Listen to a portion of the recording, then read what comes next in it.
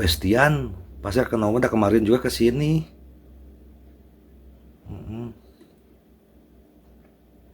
Bab 3521.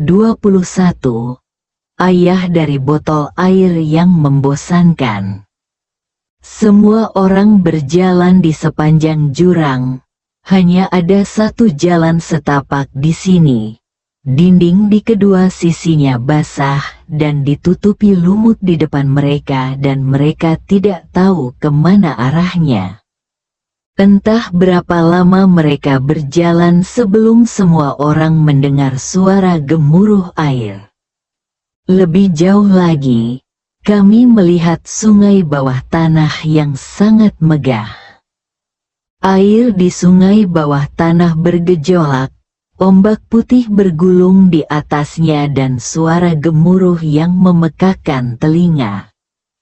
Bagus, Wu Jie berkata. Selama kita mengikuti sungai bawah tanah, kita akan bisa keluar. Ini mungkin berasal dari pengalaman segitiga besi perampokan makam, tapi Ye Chong tidak peduli.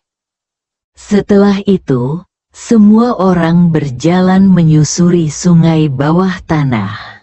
Deru sungai sangat keras. Seolah-olah ada binatang raksasa yang berteriak di sana.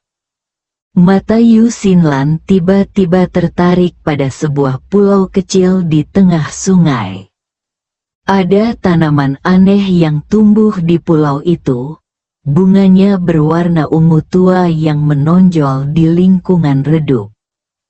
Jantung Yu Xinlan berdetak lebih cepat.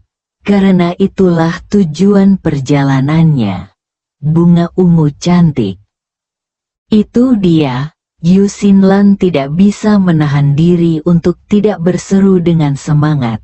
Itu jenis bunga yang bisa menyembuhkan penyakit kakek. Mengatakan itu, Yu Xinlan ingin pergi ke pulau untuk memetik bunga. Pria gendut itu memandangi sungai yang berarus deras dan menggelengkan kepalanya. Ngomong-ngomong tentang keindahan, meskipun kamu punya perahu, kamu tidak bisa menyeberangi sungai yang begitu deras.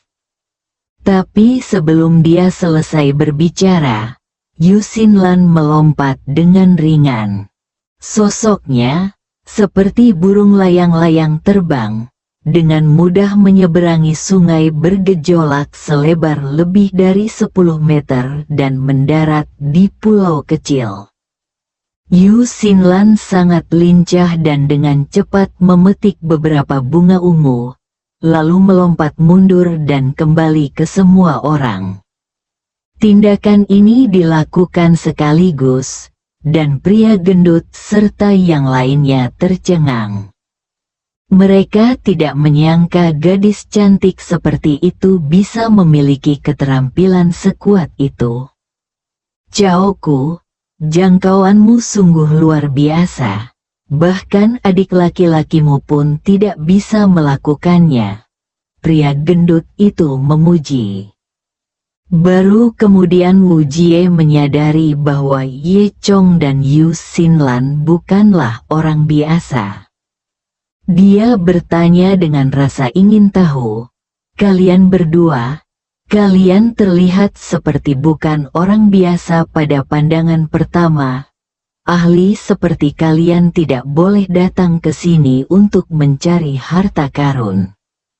Yu Xinlan mendapatkan tanaman yang diinginkannya dan suasana hatinya sedang baik. Dia hanya melihat bunga di tangannya dan bahkan tidak menyadari pertanyaan Wu Jie. Ye Chong memandangi bunga manli ungu di tangan Yu Xinlan. Kemudian, dia berkata, "Ya, kami bukan perampok makam. Saya datang ke sini untuk menemui Zhang Buling, dan Xinlan datang ke sini hanya untuk bunga ini."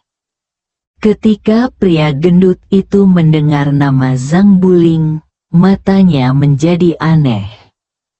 Dia diam-diam melihat ke Mensui Piao. "Kami juga telah mendengar tentang Zhang Buling. Ye Chong memandang pria gendut itu dengan rasa ingin tahu. Pria gendut itu tampak ragu-ragu untuk berbicara. Zhang Buling, dia ayahku. Menshu Ping mengambil alih kata-kata pria gendut itu dan berkata tiba-tiba. Apa? Bahkan Ye Chong tampak terkejut. Apakah Zhang Buling adalah ayah dari Meng Sui Ping? Botol air mengi ini sepertinya berumur sekitar 30 tahun. Masih sangat muda. Setidaknya dia adalah cucu Zhang Buling, bukan? Wu Jie menambahkan, saudaraku, kamu menyelamatkan kami, dan kami tidak akan menyembunyikannya darimu. Jangan lihat adikku, tapi dia sebenarnya berumur ratusan tahun. Berapa tahun? Yu Xinlan memandangi botol air itu dengan kaget, dan dia tidak bisa menahan untuk tidak melihat rasa iri di wajahnya. Ye Chong juga sangat penasaran. Jika Anda bisa hidup ratusan tahun, Anda setidaknya adalah dewa tanah di Zoutian Agung. Tapi botol air pengap ini sepertinya hanya memiliki tingkat budidaya yang bahkan tidak bisa dicapai oleh makhluk abadi setengah langkah. Keluarga Zhang memiliki metode rahasia khusus yang memungkinkan mereka hidup lama, dan Zhang Buling adalah sosok yang lebih misterius. Ye Chong tidak berpikir begitu. Orang-orang biasa mengaitkan ini dengan metode rahasia khusus. Tetapi Ye Chong tahu bahwa umur seperti itu pastilah hasil dari latihan. Namun, kekuatan kultivasi Meng Sui Ping tampaknya berbeda dari jalur kebenarannya. Ye Chong tiba-tiba berpikir, mungkinkah Meng Sui Ping mempraktikkan keterampilan dunia bawah Ji Timur?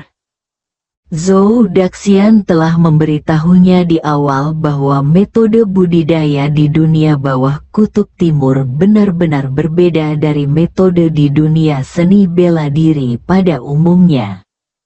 Memikirkan hal ini, Ye Chong sangat bersemangat.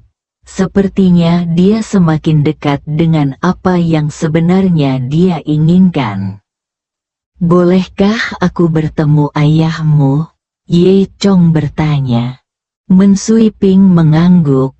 Kamu menyelamatkanku. Aku akan membawamu menemui ayahku. Terima kasih. Di luar dugaan, perjalanan perampokan makam ini berjalan cukup lancar.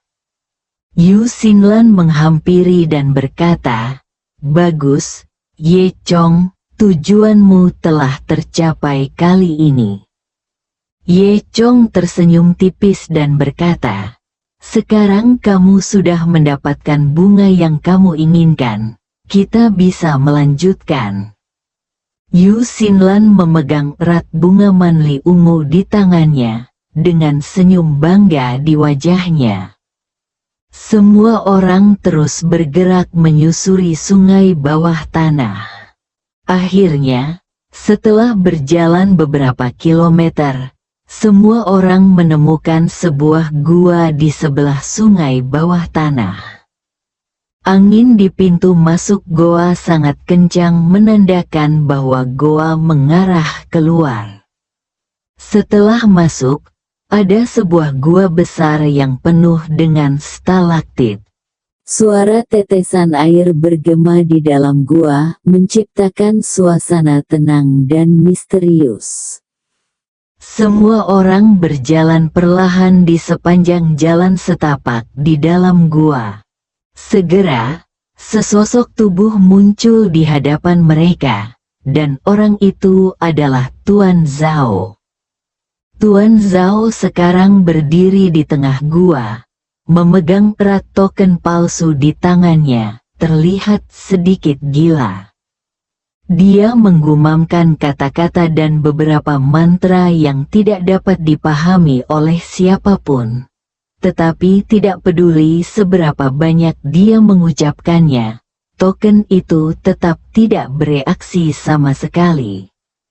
Akhirnya, suara Tuan Zhao berhenti tiba-tiba, dan dia berteriak seperti orang gila, tidak mungkin palsu, apa yang terjadi? Suaranya bergema di dalam gua, mengungkapkan keputusasaan dan keengganan yang mendalam. Ternyata yang dipelajari Tuan Zhao Sanye sepanjang hidupnya adalah bagaimana cara mendapatkan token legendaris tersebut.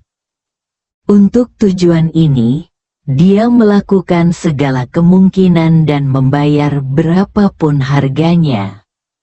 Oleh karena itu, ketika dia mengetahui bahwa token di tangannya palsu, semangatnya benar-benar runtuh. Tuan Zhao sedang berbicara pada dirinya sendiri, sepertinya tidak memperhatikan kehadiran orang lain sama sekali. Matanya penuh kebingungan dan kegilaan, dan seluruh tubuhnya tampak tidak mampu melepaskan diri. Musuh sangat cemburu saat bertemu. Ketika pria gendut itu melihat Tuan Zhao, dia menyingsingkan lengan bajunya dan mengutuk, "Sialan, bajingan tua ini telah menyebabkan begitu banyak kesengsaraan bagi kita. Mari kita lihat apakah saya tidak membunuhnya." Wu Jie mengulurkan tangannya untuk menghentikan pria gendut itu. "Lupakan, dia sudah gila." Ye Chong memandang Tuan Zhao dalam diam dan menghafal mantra yang dia ucapkan. Tentu saja dia tahu bahwa apa yang dipegang Tuan Zhao adalah palsu, dan itu benar-benar ada di pelukannya. Yu Xinlan menghela nafas dan berkata, "Ayo pergi dan biarkan dia mengurus dirinya sendiri." Setelah itu, semua orang berbalik dan meninggalkan gua, meninggalkan Tuan Zhao di sana. Tuan Zhao masih melantunkan mantra-mantra yang tidak dapat dipahami oleh siapapun. Segera, semua orang keluar dari gua dan keluar. Matahari menyinari mereka dan mereka akhirnya kembali ke tanah. Pria gendut itu menepuk-nepuk debu di tubuhnya. Dengan sedikit rasa bangga di wajahnya. Pengalaman ini sungguh tak terlupakan, tapi juga sangat bermanfaat. Bersambung.